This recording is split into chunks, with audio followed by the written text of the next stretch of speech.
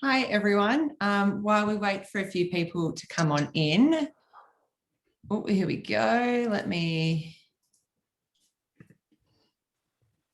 Sam and Mel in. I'll make you a co-host, guys, and then that will allow you to share screen.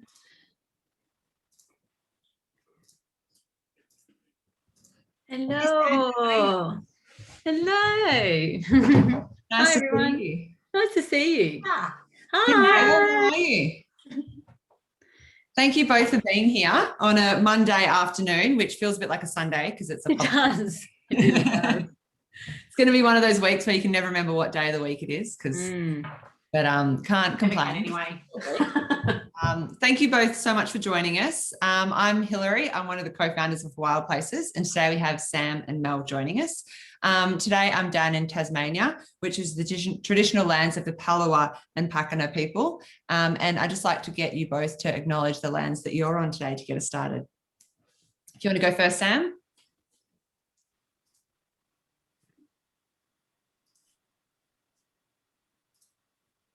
But we seem to have lost Sam briefly. Have we got you, Mel? Do you want to start us off? Yeah, sure. So I'd like to acknowledge the Wurundjeri people, the traditional custodians of land that I'm on currently, and pay my respect to their elders, past, present, and emerging. I also extend my respect to any Aboriginal and Torres Strait Island peoples who are joining us this evening. And I'd also like to acknowledge this land was stolen, never ceded, and always will be Aboriginal land. Fantastic. I'm not sure where Sam has got to, but while we wait for her to come back, I will quickly give you both a bit of an introduction so everyone knows which amazing women we have joining us today. So Mel, you're an ultra athlete of epic proportions, a Melbourne local, I believe, who is on top of working full-time and looking after your beloved cats. You've not only completed the Epic 5 in Hawaii, but also 3 ultra triathlons in 2019 and were the first woman ever to complete Uberman. Uberman, for those who don't know, is renowned as being the world's toughest ultra triathlon and involves, I had to convert the things from miles and it just made it even more impressive now that I've actually know what it is in kilometers. It's a 33-kilometer ocean swim, a 643-kilometer cycle with over 6,000 meters of elevation gain to the lowest point in North America. And then from here, Mel ran 217 kilometers through Death Valley, climbing about 4,000 meters to Mount Whitney, which is the highest point in the lower 48. And Mel, you're also an amazing active member of a bunch of local Melbourne running and bike, mountain biking and cycling groups. And you're a massive inspiration. And I'm so stoked to have you joining us today because, yeah, as far as Daring Greatly goes, you have, been there and done an amazing bunch of feats. So, thank you so much for joining us. Thanks, Hilary. That's so lovely to reel up all my accolades. That's very kind. Well, I just find it amazing because I came across you on the Rich Roll podcast and I was like, how have I never heard of this amazing Australian woman who just like very, what's the word I'm after? Like humbly has done all these amazing things. So I'm stoked to have you on here. And then Sam as well has also accomplished a bunch of things. So while we wait for her to join, Sam is a very familiar face within the ultra running scene, having completed some epic achievements herself, such as the 4 Deserts Grand Slam back in 2010, running 3,253 kilometers across India in 2016, and being a contestant on Australian Survivor. Can't forget that important detail in 2017, and most recently, the 130-kilometer Cape to Cape track in WA in just 20 hours, 47 minutes, which after spending a very long time in Melbourne lockdown was a real achievement. And along the way, Sam has raised a bunch of money for various charities, as well as creating the Relief Run in, I believe it was last year, 2020, which raised 1.1 million for the Australian Red Cross in the wake of the Black Summer bushfires. So a really epic bunch of achievements there as well. Hopefully we've got Sam's video. There we are, Sam. Sorry about that. The Dandenong Ranges. It was only midway through COVID that we really got the internet. But Better late than I never. better late than never. I too would like to acknowledge the traditional custodians of the land in which I am connecting to you from, which is the Wurundjeri people. I pay my respects to their elders past and present. And thank you for having me here today. No, thank you both. It's happy International Women's Day. It's always important to, I don't know, get a bunch of amazing women together and ask you and learn from you and hear what you've achieved and then what's next as well. So thank you for making the time today, especially as we said on a public holiday. But first of all, I just like to know what you've both got up to for the weekends. It looks like, thanks to social media, we kind of know what everyone's up to, whether they like it or not. So I know we know the highlights. We know the highlights, exactly. not the in between, the mundane. Totally. But the highlights always look pretty good. So what have you been up to, Sam, now that you're back in the Dandenong Ranges? Yeah, I spent half of the long weekend in the Dandenong Ranges and then the other half with my family in Inverloch. So I work for myself, so I didn't actually know it was a long weekend till Thursday.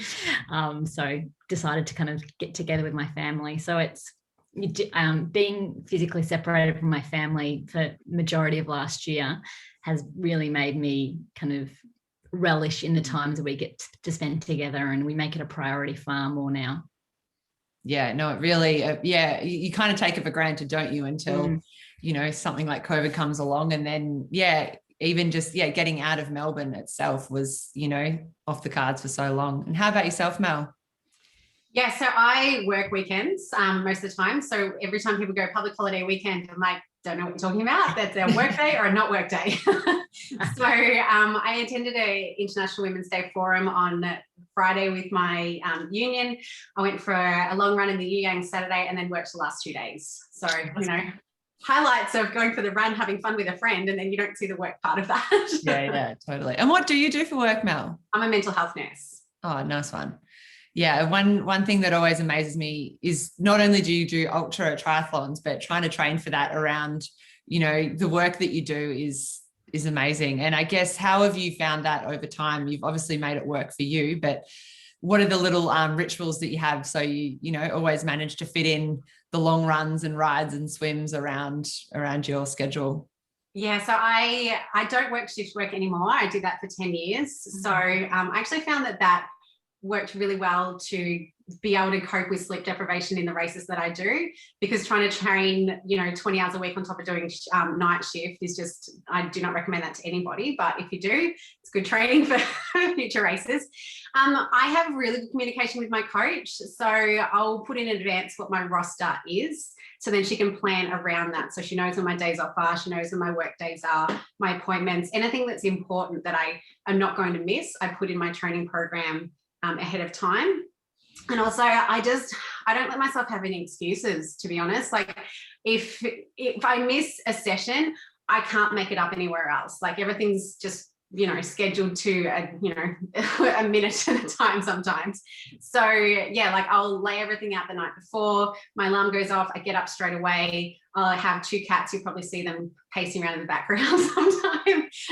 They'll jump straight on me. I try not to wake up my husband whenever I get up, whatever time I'm getting up in the morning, and just get it done. I think I developed that habit over time. One of my sessions that my coach gave me a long time ago, she'd written in the plan, it was probably a speed work because I don't like speed sessions. And she's just said, don't think about it, just do it. And I was like, don't think, just do. I like that. So in the mornings when my alarm used to go off, that was the first thing that came into my head. I'm like, don't think, just do. Get up straight away, get changed, out the door, before you even think about what you're doing, before you're even actually properly awake. So that's how I just get it done. No excuses. Yeah, no, that's epic, and definitely to be admired, because I'm a mastermind at restructuring my entire day in about 5 minutes so I can, stay in bed for a little bit longer.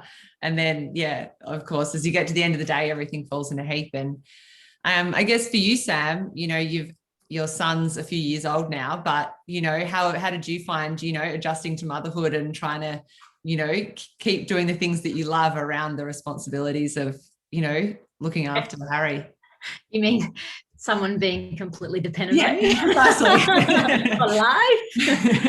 It's completely shifted so much, and then it also hasn't changed other elements, and the different evolutions of his life is teaching me different ways of how motherhood really is. So it's not like he's my first, so every week it's a new experience as he's kind of developing so quickly in those early days. And I think I listen back to kind of what you're just saying, Mel, about what I'm going to do, what I set, I do it.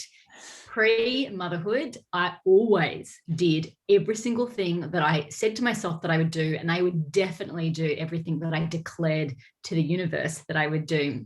And so before Harry was born, I was like, okay, what's going to be my identity post-motherhood with a child and as an athlete? And so I remember early days, I was like, okay, I'm gonna do a really, really long run. I'm going to cart Harry across the desert with me. And I'm like, cool. And I all kind of put it all together. I did work with World Vision. I was going to do work in the Pilbara, looking at like maternal health programs, access to them, funding to them. It all felt really right. And then I had Harry and I was like, I'm not ready to do that quite yet. And so I pushed the boundaries, and then I pushed when I thought I would do it. And then we took Harry for a drive across the Nullarbor, literally just a drive in an air-conditioned car, and he got really sick just being in the car for a really long period of time. And we had the pop-up tent, and all of a sudden we like had to grab him and drive like 2 hours to get to a hospital. And I just was like, I'm not gonna run with him in a cart anymore, because it just didn't feel right. So that is kind of more my thing. Since having a child, a lot more things have to tick the boxes, and I don't even know what some of the boxes are, and myself out of the family equation for my training. So that has been the biggest shift for me. And if Harry's sick or if my husband's sick, it's not like I can't just go for a 4-hour run, because it doesn't work. That said, I still get an incredibly large amount of time out in the wilderness and in adventures. I just have to be more planned, and I have to bring my family on board to the idea of it, why it's good for me.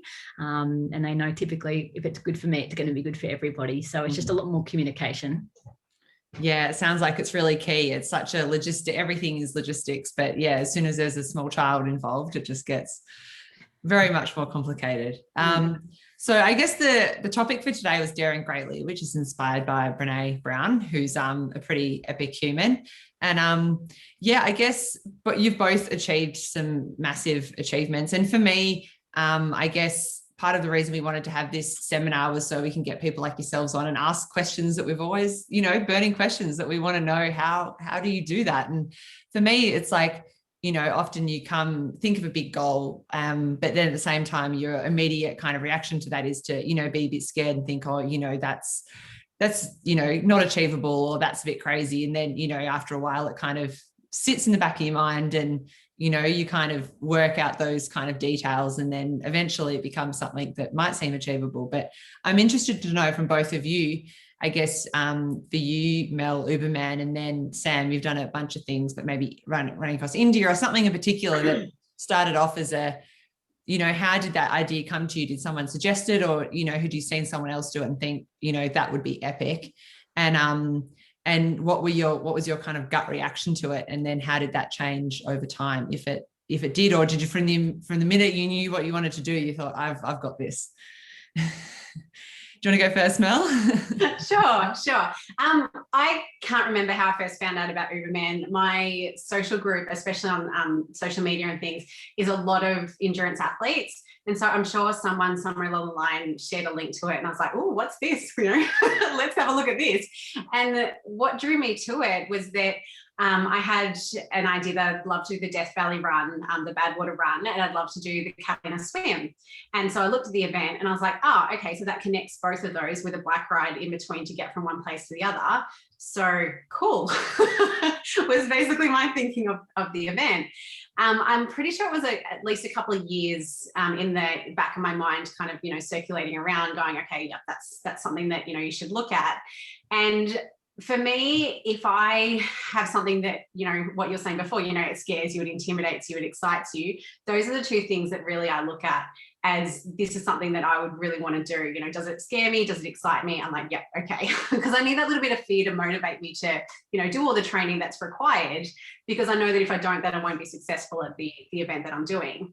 And doing Epic 5 a couple of years beforehand really kind of cemented the idea that, yes, it was going to be possible, because the way I look at things is I break it down and go, okay, that's actually about 5 Ironmans all in a row, but it's all bike and all run, and the swim's obviously longer because it's the Catalina Channel. So I was like, okay, well, I've done Epic 5, so I don't see why I couldn't do that. And with Uberman, there's no cutoff as well, which, I mean, I had self-imposed cutoffs that I really wanted to achieve, and it was a goal of like, I'd love to do it in this time, but if I don't, that's fine. I just want to finish it. The goal is always finish, and then everything else is secondary to that. So I was like, okay, you know, let's kind of, you know, reverse back from there. I did the Rottnest Channel swim a couple of years prior as well, and that was also okay. If you can get through 20 Ks, you can get through 34. So I do little things along the way to prove to myself that, yes, it actually will be possible by the time you get there, and you just have to do all the other training in the meantime, obviously. But yeah, I have a way of, you know, proving to myself, this is possible. Yeah, okay, you know, continue on. Let's do this. And how long before you like committed to doing Uberman was the actual, did you, you know, start at the start line? What was the kind of time frame in between? So I was emailing the race director about a year out. I usually plan at least 1 to 2 years in advance. And so I had been in Hawaii to do Ultraman over there the previous year. And it was a couple of months before that I was emailing him and say, I really want to do this. This is my race history. You know, what do you think? And he's like, yeah, absolutely. You're going to do it this year? And I was like, no, year after. Give me a year. Because that way I also needed to plan with my coach when to restart training, because I always have a big break after, you know, a big race. So I knew racing in November, I'd have to start again in about January to start training for an October race. So I needed to kind of plan those things around as well, and obviously have discussions with my husband and go, all right, so you want to come to California? Let's do this. Yeah, that's amazing. And I guess was there any, like, for that particular thing, like setbacks throughout, like in the sense of, you know, injury or, you know, any, I guess, because you had completed that, you had that self-belief that, you know, if I can get through this, if I can get through A, I can get through B. But yeah, did you have anything that kind of made you think, oh, maybe I, you know, can't stick to this goal? No, to be honest. I put 100% faith in my coach that they'll get me fit and strong enough to get to the start line. So I said to my coach, I was like, oh, what do you think about this? And she goes, I have no idea how to train you for that. I'm like, my response was, I'm like, that's fine, you'll figure it out. I'm like, that's what I pay for. No, it's one of those things where, you know, I have to have complete faith that, you know, she's going to know what to do. And, you know, she went away and spoke to other coaches and did a bit of research herself and, you know, kind of figured out a way to train me for it. But also, like, I kind of rely, like, I have 10 years of ultra racing experience. You know, I've done multi-day events since 2014. So I have all that experience. I didn't have any injuries. Thankfully, I've got a really, really good support team around me with, you know, regular massage and physio and osteo that, you know, they all kind of keep my body moving and held together. I did get sick twice, which usually I don't get sick, but I just completely ran myself into the ground and didn't really realize. So I had to take a couple of days off training with that, but yeah, it didn't really affect anything. And I do a lot of mindset training in all of my individual sessions that I'm doing as well. Like basically every session that I go to, you know, train after a certain point when my coach says, okay, now it's going to be specific for the race. Then every single session that I'm doing, I'm thinking about my mental strategies and what I'm going to do with that. So I'm then as prepared as I can be by the time I get to the start line. What does that look like? Is that like visualization, or kind of like what are those strategies that you use to, I guess, is it almost simulate that race condition and like where you might be at mentally? I visualize the finish line a lot and like think about how I'm going to feel when I get there, you know, and trying to bring those emotions in. I do something that a lot of people think is quite strange is I actually celebrate bad sessions. So if I have a really bad session and, you know, it's like an 8-hour ride, 6 hours in, I'm, you know, on the side of the road in the gutter having a Coke, just like, I don't know how I'm going to do this. I feel like absolute hell. Then I'll think about that later and go, well done. That was amazing. You didn't quit. You kept going, even though you felt like absolute rubbish. And then I say to myself, I'm like, okay, remember that, use that for when you feel like that again during the race. You didn't quit then, so you're not going to quit when you're racing. So yeah, I use a lot of different things. Yeah, I like that way of turning it on itself and using it as a learning experience for next time. I like that too. I am similarly minded. I try and focus on like what I think are going to be the things that will stop me. So I used to think of the finishing line, and now I've kind of flipped that on my head, and I'm like, no, because the finishing line is not the ultimate thing. Like the ultimate thing is like finding that way of mustering through the really crappy things. And so I do like this kind of pre-mortem, like what are all the things that are possibly going to stop me doing this? And some people would say maybe that takes your mind to that place, but the reality is it's the surprise that I think is more shocking than anything else. Like, I didn't expect that I was going to get a sore stomach. I didn't expect that my knee was going to start hurting. I didn't think that I was going to be, you know, delirious. And so if you can think about it, if you can possibly replicate a scenario where you can kind of be in that state, maybe not the injury, but maybe, you know, do some training that's going to kind of take you to an altered state or train on tired legs. That's kind of a win, because it's the shock to the mental mind when it actually happens in a race, because it's very hard to simulate the intensity that you get in an ultra experience in your training. Because you almost don't want to take yourself to that place too many times, because the recovery is too hard. So you've got to kind of there's a lot of the mind that's going to have to carry you through than just the physical. Definitely. So similarly for you, Sam, like when, I guess looking back, you can choose one of your, you know, many accomplishments, but like what made you think of that as a, you know, whether it be India or running across India, like as a, you know, this would be a fun thing to do. And then what does the process look like from kind of, yeah, that initial idea to, you know, being there and like all, like the amazing amount of logistics involved in that process, as well as training, of course. It's like really hard to talk about one in isolation, because they now have, when I look from the outer, have become building blocks. So there's no way I would have run across India if I hadn't have done the 4 deserts, or if I had done a 222 kilometer race in India 4 years earlier. So like I'm a big kind of proponent of like ideas fermenting over time, and consciously or unconsciously you do certain things to build your experience and your belief in yourself that you can tackle what becomes the big goal. So more dauntingly was the very first time I kind of extended myself physically and mentally was the 4 deserts. But that was the breeding ground for a lot of confidence in that arena. I had never been like really even a runner before that point. Like I did a marathon to prep for my first ultra marathon. And you know, if anyone knows much about my story, I was physically incredibly dormant for the first 20 years of my life. So I was learning a lot about, so like, how do you run? What is running? So there was a lot of shock to the systems with that kind of first 4 deserts.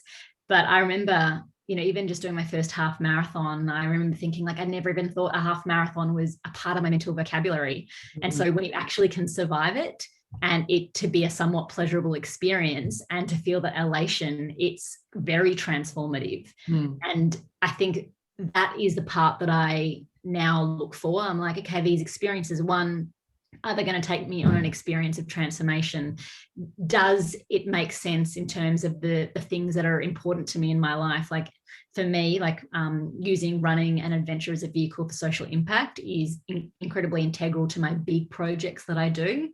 I have no problem at all anyone running for competition and wanting to push the mental and physical boundaries. But for me, like I studied a law degree to work for the UN, worked in corporate law. And so I kind of feel like in a really weird way, running has become like the vocation to affect social change. Never imagined it. No one in my life would have imagined it, but that's, sometimes how, when we're not so fixed-minded on how we can fulfill our purpose, it's amazing how we can do it through other things that we like. We can connect the pieces of the puzzle together. But I think the most important probably experience that's helpful to talk about is like when I ran across India.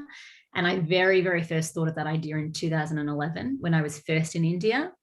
I really thought about it at the end of 2014 when I finished running across South Africa, South Africa's Freedom Trail, and I did it in 2016. So I think there's a real tendency in today's day and age when we see things in social media, we don't see like the big steps behind the photos or behind the stories. And so there's like definitely an instant culture of gratification. I've got to do it now. Sometimes doing it now before you're even ready or you even know what it means to be ready. And so I am definitely a big advocate for the slow burn. Letting experiences build up and collaboration, and things don't go to plan. Like the really hard things when you are trying to affect change takes slow work. It's about relationships, and it's about, I went over to India a couple of times. It's like specifically focused on making relationships, not even like wrecking the run. I was like, I've got a team who can help me with logistics, but I need to meet people on the ground. Because if the agenda was about raising attention to the various barriers to quality education for children across India, and I want to meet people and like share their stories, then I need to start building relationships if they're going to even want to talk to me. And maybe they don't want to talk to me. And so I needed to test out the idea before I invested my body and my mind to running. I don't even know how much, 3,500 Ks. Then I could tell you it was 10,000 Ks or 450, and it just sounds long because it was just long. But so that's kind of my thing. Like belief that I've done it before gives me courage that I can do it again. But the more important thing now is, does it make a lot of sense? Is this how my footsteps are really going to count, or could I maybe put my energy and my time into it as something else and that affect change in a more successful way?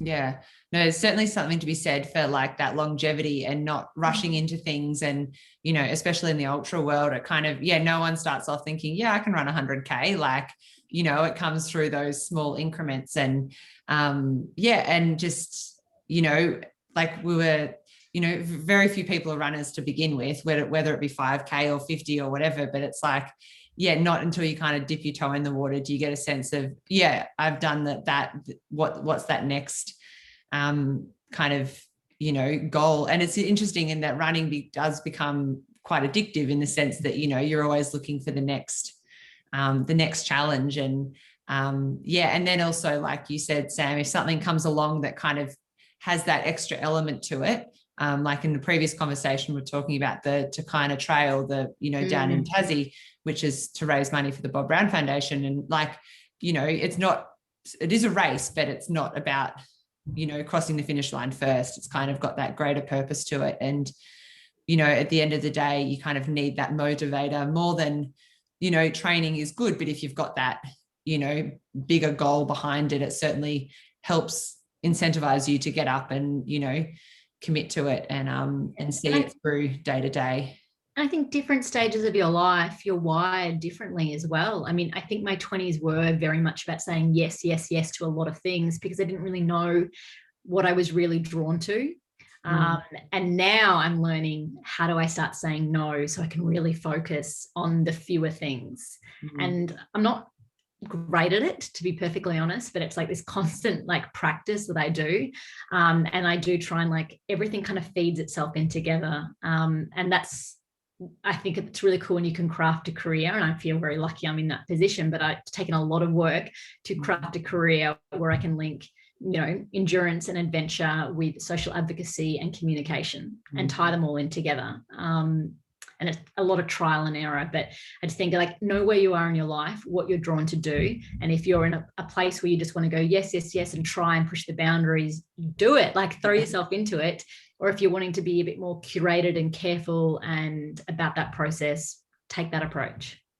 Yeah, because you won't always have that either way, you just got to live in the moment. And like you said, where you are kind of, often, younger and you might have more time on your hands, and you can, afford to say yes and be at a different event every second week. And during that time, no doubt, create a great community around you. But then, there comes times when it's like, okay, I've got the space to do X amount of, adventures per year. What are they going to be? And how do I make them have the most impact? I'd be interested to know, Mel, how did you first, what was your kind of path to ultra triathlons? How did you find yourself? What was your, stepping stones along the way? It was funny when Sam was talking about, not having experience for 20 years. I was pretty similar. I grew up as a kid swimming a little bit, bike riding a little bit, never ran, thought running was ridiculous. Why would you run? That's stupid. And my first run I ever did was the Mother's Day Classic around the 10. It was 4Ks.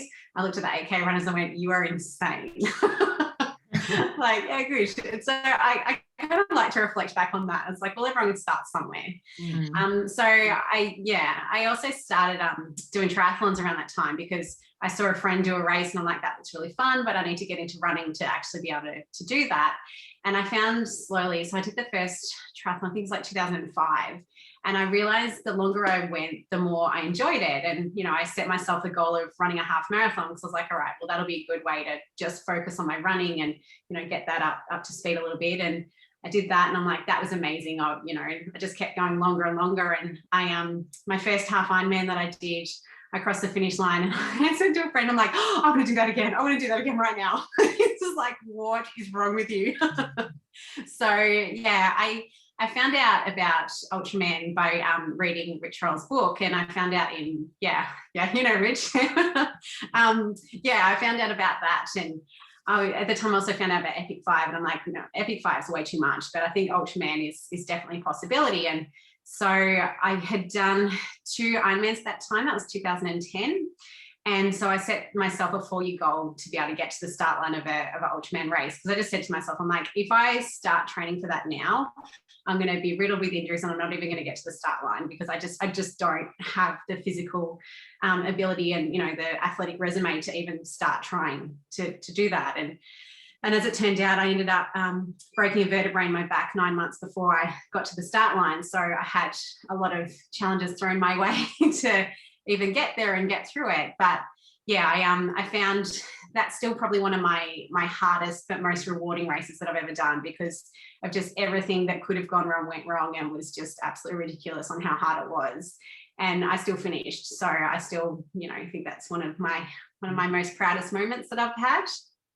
And so then after that, I was like, all right, this long stuff's amazing. Let's keep doing this. So that's how I kind of got introduced to it. And I interestingly, I did ultra races for about 5 years straight of triathlons, and then Uberman was the one I did in 2019. And I'd always planned to have 2020 as a kind of a down year anyway, because mentally I knew that I was really starting to fatigue a lot and I wasn't recovering enough between races. And I was like, all right, time for, take a bit of a step back. You need a bit of a mental refresh as well as, just physically letting your body recover properly. So in some ways, 2020 hasn't actually been that bad of a year for me because, I was already planned not to be a crazy hectic year anyway, because I kind of found myself, kind of jumping from one race to the next, which was absolutely amazing. And I, don't regret any of it, but it's definitely a lot when you're training for all of that and everything else that you're sacrificing around that to get to the start lines. Definitely. And does that mean you've got some pretty epic stuff planned for 2021? Beyond? Not by my standards. I mean, a lot of the races that I want to do are overseas. And so I've kind of just gone, well, I don't know what the state of the world's going to be. Are we actually going to be able to travel anywhere this year? I don't know. And so I don't want to set a big goal and then not be able to do it. So I've signed up for the Buffalo Stampede. I'm doing 3 events there for the trail run in April. So I'm doing the 10, 20, 42K races. And then I was running with a friend the other day and he's going to do the Surf Coast 50K and asked if I wanted to do that with him. And I was like, yeah, sure. That'll be a bit of fun. I did that 50 a couple of years ago and really enjoyed it. So again, nothing huge because I want to travel. I want to go, probably back to America and go and do a couple of races over there. So until the world kind of calms down a bit, I'm not really prepared to start building to anything until I actually know that, you know, we're going to be able to get there. No, definitely. No, they're both great events. And I guess it's, yeah, just taking the time to enjoy that community atmosphere. And well, you can, because yeah, like you said, once the world opens up, everyone I think will be keen to, you know, get back out there and kind of, take up those worldwide events, which, but then at the same time, we have some pretty amazing places here to experience. And doing those 3 events at Buffalo Stampede is, going, you know, not just doing 1, but 3. I work best over multiple days. That's what I keep saying. No, that's awesome. And how about yourself, Sam? What have you got? What are you working towards at the moment? I kind of keep going between, it'll be great when the world opens up. And then the other part's like, oh, I don't know. Maybe I've become a bit more introverted in this time frame and enjoying that feeling of being grounded. So the pendulum for me has, like last year I found it hard because, particularly being in Victoria, you really couldn't make goals and have any expectation that they could come off. And that altered like a bit of my sense of purpose, because I like big goals, because that lets me feel like I'm working towards things. And then this year I kind of came into it going, I still want to create the goals, and I'm going to appreciate like the micro, the mundane, the everyday in between to get towards it. And there's going to be fluidity on when that end state can actually happen. That was a really good rewiring for me to kind of feel fulfillment every single day. But yeah, for me, like it's been a lot about turning the I narrative as like an endurance athlete that has done a lot of, you know, larger scale projects. And often I've been, you know, the center of that project, even when they're about, you know, social advocacy, trying to turn that a bit more into community and translate the I message into the collective. And I do think moving out of 2020, that felt important to me. You know, never before has our generation been asked to consider how the actions and responses of one person can not just affect like your community, but a state, a country, and maybe like the world.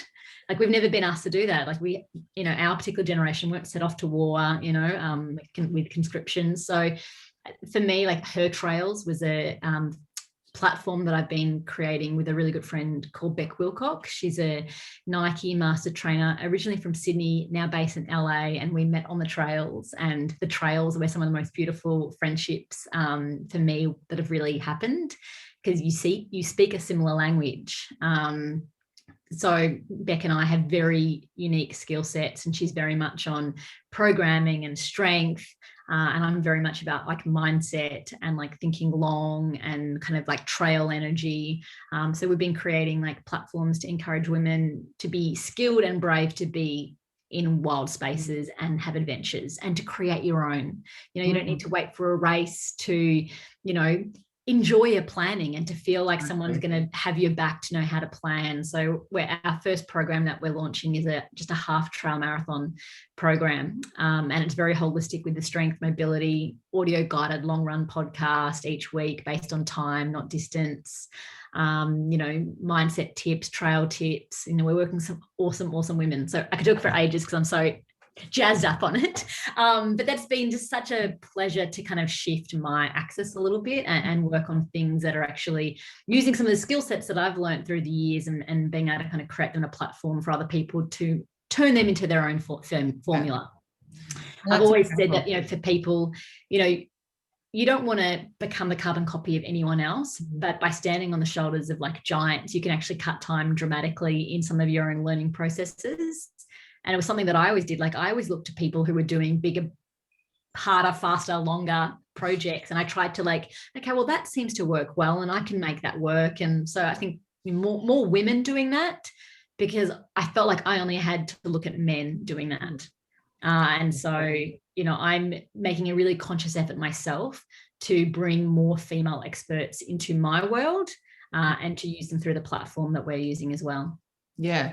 And that's really important. A friend and I, we were talking, we did the Western Arthurs Traverse, which not long after you did. And we were reflecting on how thankful we were that we were comfortable in the outdoors, because not a lot of, you know, we just grew up, had the fortune of growing up camping and, you know, because I guess I was into trail running before I even knew it was trail running, because I was just, running not on a road, like trying to find places that, were a bit more natural and wild, but didn't really correlate it to that term until, later on. And now I'm so thankful that I can, go out on a trail and feel comfortable and, within my own ability, because I guess a lot of people kind of, are put off by the thought of trail running because it does feel like that extra step of risk and safety, and especially for women, I'm sure you two, know all too well just the joys of like being out and getting in nature, whether it's with a friend or on your own or with listening to a podcast or, and part of it for me is like the running's kind of secondary to just the being outside. Like they go hand in hand, and they're so important to have one another. And it sounds like a great platform, because I think that the more women kind of, see trail running as something that is accessible, and it doesn't have to be an ultra or, anything like a crazy trail. It's just, going off on whatever's available to you. And I think during COVID, it was quite interesting when people were more forced to explore their 5K, and probably discovered a bunch of trails that they, grew to love, because it was the one time that they could connect to the natural places around them. You don't think it's interesting that, for some people it would be so daunting to sign up for a race, but they'd feel it was totally fine to go off on their own constructed adventure where they could set up their tent. Like all of us have our own like limitations of what we think is fearful, or it brings our version of self-intimidation, anxiety. And I think what so many women don't realize is so many of the experiences that you have in your life that aren't at all related to the trails equip you so beautifully for being innovative, lateral thinkers, backing yourself, to consider risks, to plan, and to lean on those around you. But you just have to transfer it. And conversely, so much that we learn from the trails, we can take into our everyday lives, and they don't have to be segregated at the moment of the race. And there will be a lot of people, I know there's, having a quick look at some of the people on this attendees, some of you are athletes, and people talk about the euphoria when you do a race, and there's that FOMO because the race is over, but you can carry that spirit and the things that you learn to the everyday. And it's kind of what we're trying to do, like take trail time into your everyday as well. Yeah. No, it's really important. And I guess for you, Mel, like where are your kind of go-to places that you do a lot of your training? Do you do as much as you can outdoors, or like for time saving, obviously, a tread, it's handy when it's like an awful Melbourne day, but, at the same time, it's pretty rewarding to get out and just, get amongst the trees and whatever you can find. Yeah, absolutely. I love outdoors. I would much prefer to be outdoors than indoors any day of the week. I actually just moved house a little while ago, so I'm exploring my new neighbourhood, which is pretty fun. I used to live just near the Maribyrnong River, so I had this really beautiful trail that I would run along, basically every day when I did have a run. I'd always go down there as much as possible, because I'm not that happy on concrete as much as I can avoid it.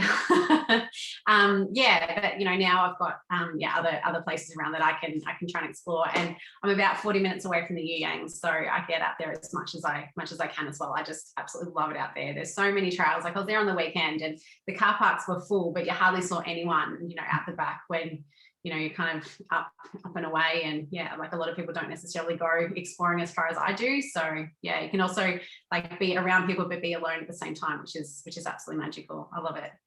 Yeah, no, it's pretty special out there. We're actually, we've got an event with Mount Rothwell, which is a conservation park just behind the Uyangs.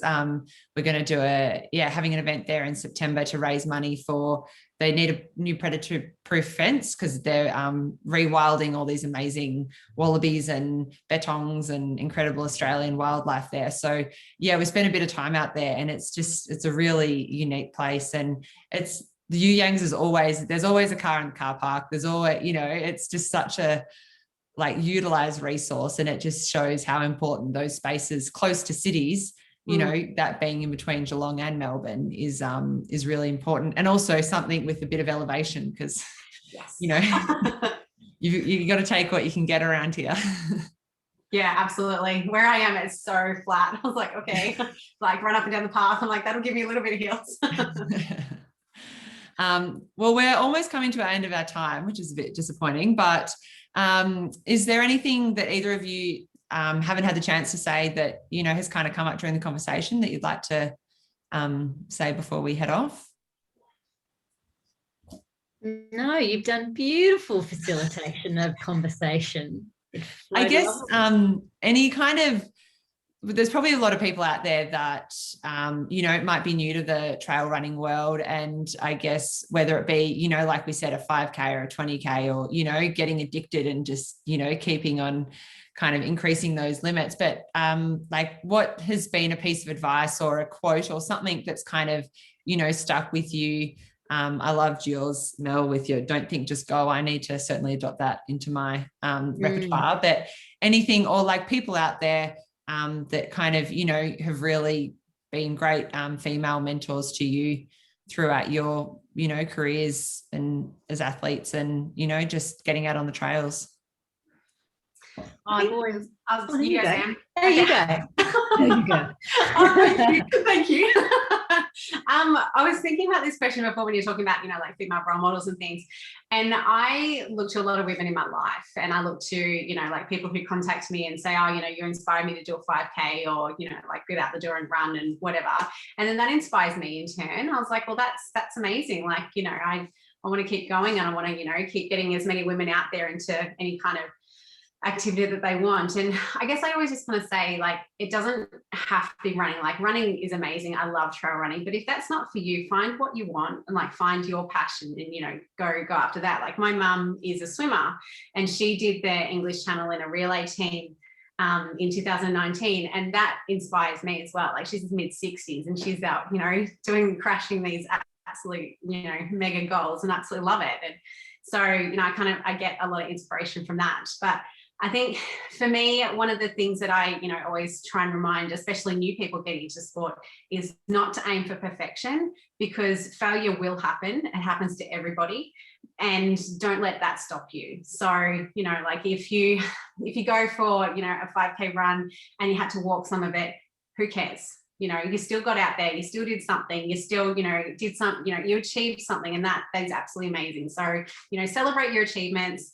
And I would also like to say, please do not compare to other people, compare to yourself, and celebrate what you do. Those are probably my takeaway messages. And thank you so much for asking me. It's been really fun.